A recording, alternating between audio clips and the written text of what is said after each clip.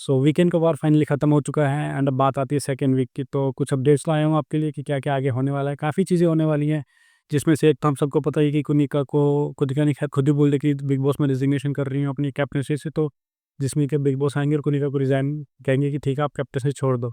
उसके बाद जो है उनकी जो इम्यूनिटी है, अब किसी को ना पता हो कि इम्यूनिटी क्या होता है, तो बेसिकली 1 हफ़्ते के लिए आप सेफ हो जाते हैं, आपको कोई नॉमिनेट नहीं करेगा। अगर कोई आपको नॉमिनेट करता भी है तो बिग बॉस उसे काउंट ही नहीं करेंगे।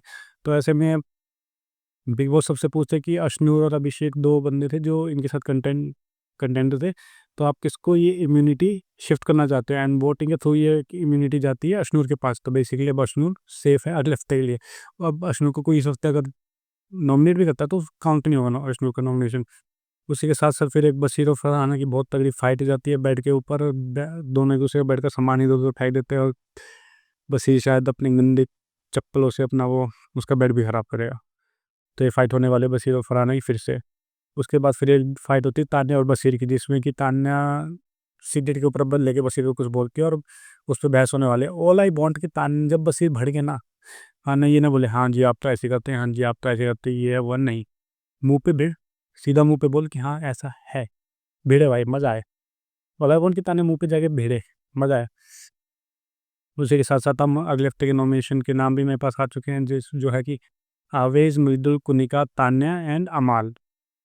अमाल सेफ हैं, मेरे अकॉर्डिंग अवेश भी सेफ है, मृदुल भी। मुझे आवाज़ और कुनिका में डाउट एक्चुअली। मृदुल, तान्या और अमाल मेरी साइड से सेफ हैं क्योंकि वो लोग इतने वोट्स ले जाएँगे। मृदुल की फैन फॉलोइंग आप सबको पता है बहुत है, तो वो सेफ रहेगा। उसी के साथ-साथ फिर एक जो हमारी नीलम जी हैं, भोजपुरी एक्टर जो हैं, वो उनकी तबीयत ठीक नहीं होती, तो कुनिका जी उनके लिए हलवा बना रही होती हैं, तो तभी नेहा आ जाती है और कहती है अगर आपको बनाने था सबसे पहले लेते।